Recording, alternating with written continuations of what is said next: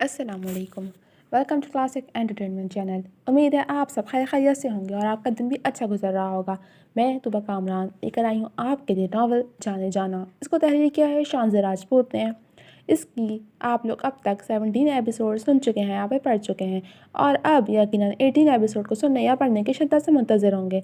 तो जनाब, episode start करने से पहले मेरी आपसे हमेशा की तरह एक ही रिक्वेस्ट है कि अगर आपने हमारे चैनल को सब्सक्राइब नहीं किया तो जल्दी से सब्सक्राइब कर दीजिए और बेल आइकन को भी प्रेस कर दीजिए ताकि हमारे चैनल पर आने वाले ऐसे ही मज़े मज़े के और इंटरेस्टिंग नॉवेल्स आपको सबसे पहले पढ़ने या सुनने को मिलें। तो चलें, अब और इंतज़ार नहीं करवाती और शुरू करती हूँ एपिसोड 18। मैं कुछ नहीं जानता, तुम आज मुझसे मिलने आ रही हो बस। अब शाम के सब्र का पैमाना गोया लबरेज हो चुका था। अब शाम, आप समझने की कोशिश करें, मैं नहीं मिल सकती आपसे। भाभी को शक हो गया है और अगर नौरेज़ भाई को भनक भी पड़ गई तो शेर भाई तो शायद मुझे बख्श दें, मगर नौरेज़ भाई मुझे ज़िंदा नहीं छोड़ेंगे। वो आने वाले वक्त का तसव्वुर करती बेबसी से अब शाम को समझाने की सही कर रही थी। वो ये दोनों यूनिवर्सिटी के कदर पुरसुकून गोशे में बैठे थे।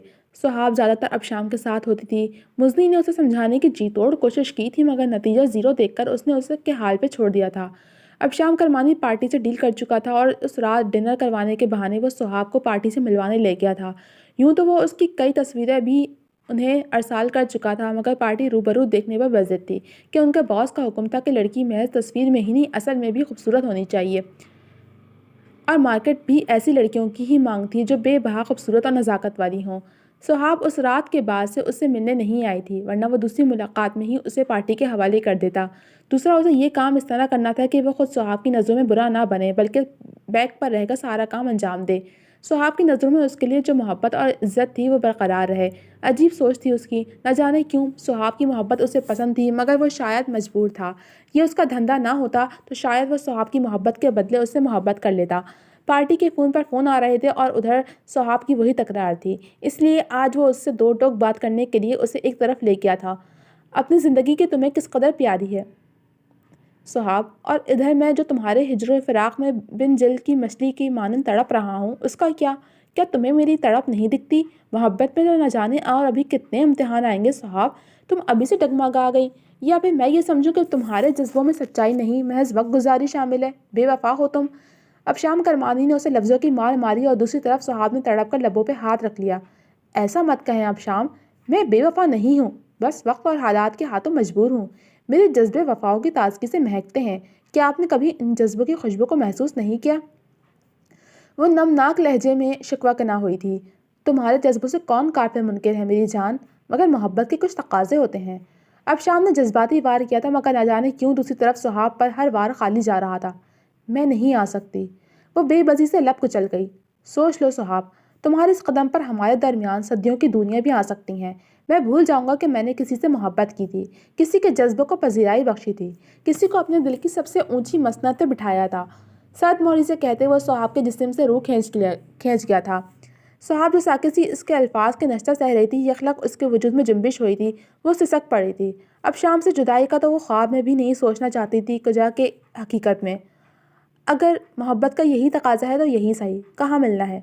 अपने आंसू पर बंद बांधती वो आखिरी दाव भी हार गई थी। मेरे फ्लैट पर मेरे फ्लैट पर आज रात 10 बजे। अब शाम ने वक्त और जगह बताई। रात में क्यों, हम दिन में भी तो मिल सकते हैं ना। मैं यूं ही बंक कर लूँगी और फ्लैट पर नहीं, कहीं बाहर किसी पिकनिक पॉइंट पर मिलेंगे। अब शाम पूरे सराह सा मुस्कुराया था। ठीक है मेरी जान, मैं तुम्हारा इंतज़ार करूँगा। तुमने मेरी बात का मान रखकर मुझे मोतबर कर दिया है। तुम नहीं जानती कि मैं कितना खुश हूँ। खिलाफ तवक्का वो बगैर किसी बहस के राज़ी हो गया था, जबकि सुहाब को हरगिज़ उसके इतनी जल्दी मान जाने की तवक्का नहीं थी। मगर वो मुतमईन हो गई थी कि उसने अपनी तरफ से एक मुसीबत का रुख मोड़ा था, बगैर ये जाने कि वो मुसीबत पलट कर फिर उसके दामन से लिपटने वाली थी। आज ना मालूम क्यों उसे रोशनी से मिलने का दिल चाहा था। उसने साजिदा बेगम से जिक्र किया तो उन्होंने इसे इजाज़त दे दी। सफ़ी सर एजाज से घर जाते वक्त उसे रोशनी के घर छोड़ गया था। मुलाजमत से वो रोशनी के कमरे का पूछकर उसके कमरे की तरफ चली आई थी। कमरे का दरवाज़ा खुला था। हम्मास बेड पर बैठा कॉपी पर झुका हुआ पेंसिल से कुछ लिख रहा था। करीबी रोशनी संजीदा सूरत लिए बैठी थी, शायद होमवर्क करवा रही थी। जायशा ने दरवाज़ा उंगलियों के पुश से हल्का सा बजाया। रोशनी और हम्मास बेक वक्त मुतवज्जे हुए थे। रोशनी ने हैरत से जायशा को देखा। पहले कभी वो इस तरह उनके घर ना आई थी। वो खिलाफ तवक्का खुश होकर उससे मिली थी और हाथ पकड़कर उसे सोफे पर बिठाकर खुद न जाने कहाँ गायब हो गई थी। تم یہاں بیٹھو، میں بس ابھی آتی ہوں۔ حماس کی آنکھیں چمکی تھیں۔ وہ بیڈ سے اتر کر اس کے پاس آ کر ہاتھ ملانے لگا۔ نانو نہیں آئی؟ حماس نے پوچھا۔ ظاہرہ نے مسکراہٹ دبائی۔ نہیں، وہ بعد میں آئیں گی۔ حماس زرینہ سے کہیں کہ باقی ہوم ورک کروا دیں آپ کو۔ کیسی ہو؟ اور آج یہ چاند میرے آنگن میں کیسے اتر آیا؟ اس کے برابر میں بیٹھ کر روشنی نے اس کے دونوں ہاتھ تھام لیے۔ وہ اسے یہاں دیکھ کر بہت خوش ہوئی تھی۔ ظاہرہ سے انہیں یوں بھی انسیت تھی، کچھ اڑ شیر کے حوالے سے بھی وہ انہیں بہت عزیز تھی۔ روشنی کی اتنی اپنائیت اور والہانہ پن پہ اس کے چہرے پر مسکراہٹ رینگ گئی۔ وہ جھیپ سی گئی تھی۔ یہ تو چاند کے ساتھ زیادتی ہوگی۔ اب کہ وہ آسودہ سی مسکرائی تھی۔ ہاں، بالکل بھی نہیں۔ روشنی اس کے انداز میں نفی میں گردن ہلانے لگی۔ کس کے ساتھ آئی ہو؟ گھر میں سب ٹھیک ہے؟ پارس اور مزینہ کو بھی لے آتی۔ سفیر کے ساتھ آئی تھی۔ گھر میں سب ٹھیک ہے۔ پارس امی کے پاس رک گئی تھی اور مزینہ کا رشتہ طے ہو گیا ہے۔ اگلے مہینے کی 26 کو شادی ہے محترمہ کی۔ ظاہرہ نے مختصراً اسے بتایا۔ اس کی اگلی بات پہ وہ شوق ہی تو لگا تھا اسے۔ یہ کیا سین ہے؟ کچھ دن پہلے تک تو ایسا کچھ بھی نہیں تھا۔ دروازے میں لوازمات سے بھری ٹرے تھامے کھڑی ملازمہ کو سر کے اشارے سے اندر آنے کا کہتی وہ حیرت کا اظہار کر گئیں۔ شاید اسے ہی نصیب کہتے ہیں۔ اس کا انداز مبہم تھا۔ حماس اپنے بابا کو بہت مس کرتا ہوگا نا؟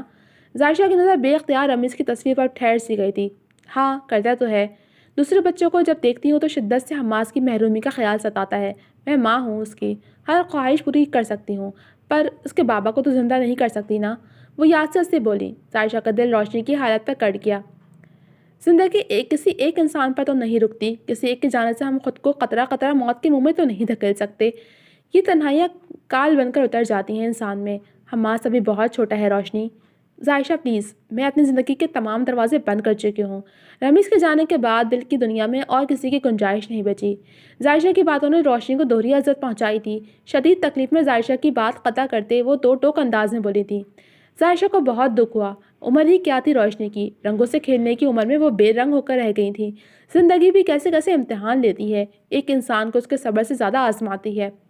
بہت بہت معذرت، میری باتوں سے تمہارا بہت دل دکھا ہے، مگر میں تمہیں ہنستا مسکراتا دیکھنا چاہتی ہوں۔ میری دعا ہے کہ تم ہمیشہ خوش رہو۔ تمہارے چہرے پر ویسی ہی بھارے لوٹ آئیں جیسی کبھی رمیز بھائی کے زندہ ہوتے ہوئے ہوا کرتی تھی ہوں گی۔ معافی مانگ کر شرمندہ مت کرو یار، روشنی مسکرا دی۔ ہر وقت الجھی پریشان مت رہا کرو، ہم اچھی دوستیں ہیں، کوئی بات ہو تو شیئر کر لیا کرو، اندر ہی اندر گھٹتی نہ رہا کرو، یوں تو حماس بھی ڈسٹرب رہنے لگے گا، ایک ماں ہی تو ہے اس کے پاس۔ ڈھکے چھپے لفظوں میں ظاہرہ نے اسے گویا تلقین کی تھی۔ شاید تم ٹھیک کہہ رہی ہو، مگر میں کیا کروں؟ نہ جانے کیوں زندگی میں کچھ باقی ہی نہیں رہا، دنیا کی رونقیں بھی بے اثر لگتی ہیں۔ ان کے انداز میں تھکن سی اتر آئی تھی۔ اچھی بات ہے، یہ دنیا کی رونقیں دل لگانے کے لیے ہیں بھی نہیں۔ ایک بات کہوں روشنی، 5 وقت کی نماز پابندی سے پڑھا کرو، اللہ سے محبت کرو، سجدے میں اس رب سے دلی سکون مانگو۔ میرا دل نہیں کرتا پڑھنے کو، پڑھتی ہوں تو نماز میں دل نہیں لگتا۔ روشنی کی صاف گوئی پر ظاہرہ مسکرا دی تھی۔ اس مسکراہٹ کی وجہ؟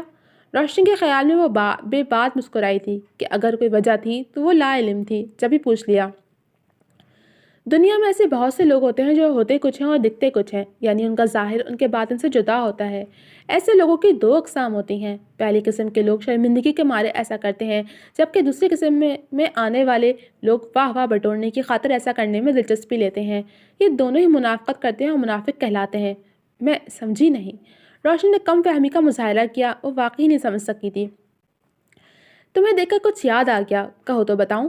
ضرور بتاؤ، میں سن رہی ہوں۔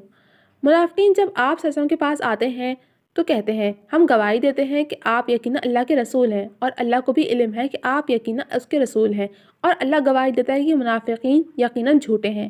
سورہ منافقون، آیت نمبر 1۔ یہاں اس آیت کا کیا ذکر؟ یہ تو سمجھ آ گئی کہ منافقوں کے بارے میں ہے۔ روشنی نے استفسار کیا۔ بتاتی ہوں۔ مدینے میں 2 قبیلے اوس اور خزرج آباد تھے۔ ان میں آپس کی خانہ جنگی سے تنگ آ کر ایک شخص کی قیادت میں متحد ہونے پر اتفاق ہوا، اور قیادت کے لیے قبیلہ خزرج کے سردار عبداللہ بن ابی بن سلول کو بادشاہ بنانے پر متفق ہو گئے، یہاں تک کہ اس کے لیے تاج بھی بنا لیا گیا تھا۔ اسی اثنا میں مدینے میں اسلام کا اثر نفوذ شروع ہوا، اور دونوں قبیلوں کی بااثر شخصیات نے اسلام قبول کر لیا، جس کی وجہ سے عبداللہ بن ابی بادشاہ نہ بن سکا۔ بعد میں اگرچہ اس نے بھی زبان پر کلمہ اسلام جاری کیا، مگر اس کے دل میں اسلام کے خلاف نفرت معزن تھی۔ اس نے دل سے اسلام قبول نہیں کیا تھا، مگر وہ سب کے سامنے خود کو مسلمان ہی ظاہر کرتا تھا۔ مختلف جنگوں میں اس نے اپنی منافقانہ سازش کے ذریعے لشکر اسلام کو کمزور کرنے کی کوشش بھی کی۔ جنگ احد میں اپنے 300 ساتھیوں کے ساتھ جنگ سے الگ ہو گیا۔ جب مدینہ کے یہودیوں کے ساتھ جنگ کی صورت بن گئی تو اس نے یہودیوں کی حمایت کی، جبکہ وہ اسلام قبول کر چکا تھا، مسلمان تھا۔ غزوہ بن مصطلق کے موقع پر اس کی منافقت کھل کر سامنے آ گئی کہ اس نے اپنے ساتھیوں سے ایک مجلس میں کہا، تم اصحاب محمد صلی اللہ علیہ وسلم سے ہاتھ روک لو۔ پتہ ہے روشنی اس شخص منافق تھا، ظاہر میں کچھ اور باطن میں کچھ۔ تم کھری ہو، بالکل صاف شفاف، بغیر کچھ سوچے سمجھے یا شرمندگی محسوس کر کے جھوٹ بولنے کے بجائے تم نے سچ کہا کہ میرا دل نہیں کرتا پڑھنے کو، پڑھتی ہو تو نماز میں دل نہیں لگتا۔ تم چاہتی تو میرے سامنے اپنا پردہ رکھنے کو یہ بھی کہہ سکتی تھی کہ میں نماز پڑھتی ہوں، مگر تم نے ایسا نہیں کیا کیونکہ تم سچی ہو، اور سچے لوگ بے شک اللہ کو بہت پسند ہیں۔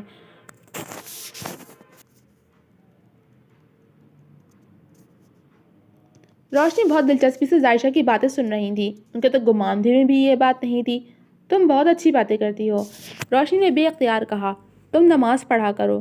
اللہ تعالیٰ سورۃ المومنون میں فرماتا ہے، وہ ایمان والے یقیناً فلاح پا گئے۔ پھر دوسری آیت میں فرماتا ہے کہ جو اپنی نماز میں خشوع کرنے والے ہیں وہ مومن کامیاب و کامران ہیں جو اپنی نماز میں خشوع کرتے ہیں۔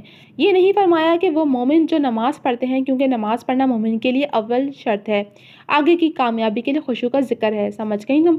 عائشہ کا نرم لہجہ چاشنی سی باتیں سن کر روشنی سحر زدہ ہو گئی تھی۔ ایمان کی شیرنی سے بھری گفتگو سے وہ واحد نہیں تھی جو فیض یاب ہو رہی تھی، بلکہ دروازے کے باہر کھڑے اٹھ شیر کا روم روم سماعت بنا ہوا تھا۔ اس کے لبوں پر طمانینت بھری مسکراہٹ رینگ گئی۔ وہ شاید کسی کام سے آیا تھا، مگر پھر انہیں ایک دوسرے میں مصروف دیکھ کر وہ وہیں سے قدم موڑ لیا تھا۔ اتنی پیاری باتیں کہاں سے سیکھیں؟ تھوڑی تلے چہرہ جمائے وہ مسکرا کر پوچھنے لگی۔ کتنے ہی دنوں بعد اور روشنی کے لبوں پر مسکراہٹ در آئی تھی۔ پھر کبھی بتاؤں گی، ابھی تو اجازت دو، دیر ہو رہی ہے، امی پریشان ہو رہی ہوں گی۔ وہ صوفے سے اٹھی تو مجبوراً روشنی کو بھی اٹھنا پڑا۔ آؤ نیچے لاؤنج میں چلتے ہیں۔ وہ عائشہ کو نیچے لے آئی تھی۔ عالم فکر میں وہ بار بار سفیر کا نمبر ملا رہی تھی۔ کیا بات ہے، کیوں پریشان ہو؟ وہ کچن میں ملازموں کو کھانا لگانے کا کہہ کر واپس آئی تو اسے موبائل کان سے لگائے مضطرب پایا۔ سفیر کا موبائل آف جا رہا ہے۔ میں نے امی کو 9:30 بجے تک کا کہا تھا، وہ تو ویسے ہی بیمار رہتی ہیں، میری وجہ سے اور پریشان ہو جائیں گی۔ وہ تفکرات میں گھری ہوئی تھی، ہاتھ پیر اچانک پھول گئے تھے، یوں بھی اسے سکون صرف اپنے گھر میں ملتا تھا۔ یہاں تو وہ روشنی کی خاطر آ گئی تھی، مگر اب شدت سے اپنے رات میں آنے کا پچھتاوا ہو رہا تھا۔ اچھا تم پریشان مت ہو، میں اٹھ شیر کے ہاتھوں میں گھر بھجوا دیتی ہوں۔ نہیں، میں ان کے ساتھ نہیں جاؤں گی، اچانک اس کی زبان سے پھسلا تھا۔ نیچے آتے اٹھ شیر نے خوشمگی نگاہوں سے اس کی پشت کو گھورا تھا۔ روشنی نے بے ساختہ اپنی مسکراہٹ ضبط کی۔ محترمہ، میں بہت سیدھا سادہ شریف سے بندہ ہوں، یوں سریعام انکار کر کے آپ مجھے میری ہی نظروں میں گرا رہی ہیں؟ میرے کہنے کا وہ مطلب نہیں تھا، خواہ آپ کو تکلیف اٹھانی پڑے گی۔ نظر جھکائے دوپٹہ درست کرتے سنجیدگی سے بولی، آج یہ تکلیف اٹھا کر بھی دیکھ لو شیر، خادم حاضر ہے۔ وہ قمیص کے بازو موڑتے کھل کر ہنسا تھا۔ میں تو چاہ رہی تھی کہ تم کھانا کھا کر جاتی، مگر سچویشن ہی ایسی کریٹ ہو گئی کہ خیر تم بے فکر ہو کر جاؤ، اور شیر کی ہمراہی میں کبھی بھی تمہیں کوئی خطرہ محسوس نہیں ہوگا۔ اف، روشنی کی معنی خیز باتیں۔ اس کا دل زوروں سے دھڑکا تھا۔ وہ پیچھے کا ڈور کھول کر بیٹھنے لگی تھی کہ اس کی آواز پر بے ساختہ رک گئی۔ بھابی، اپنے دوست سے کہیں میں شوفر ہرگز نہیں ہوں۔ وہ سنجیدہ تاثرات لیے بولا، ناٹ گڈ یار، شیر صحیح کہہ رہا ہے۔ روشنی بھی ترس کھانے کے موڈ میں نہیں تھی، اور شیر نے اسے جنبش کرتے دیکھ فرنٹ ڈور اوپن کر کے خود گھوم کر ڈرائیونگ سیٹ پر بیٹھا، سیٹ بیلٹ باندھی اور گاڑی پورٹیکو سے گھما کر مین گیٹ عبور کر لیا۔ جی تو جناب، کیسی لگی آپ کو یہ ایپیسوڈ؟ امید ہے پسند آئی ہوگی۔ کمنٹ سیکشن میں اپنی رائے کا اظہار ضرور کیجیے گا۔ جلد ملوں گی آپ سے اگلے قسط کے ساتھ، تب تک کے لیے اللہ حافظ۔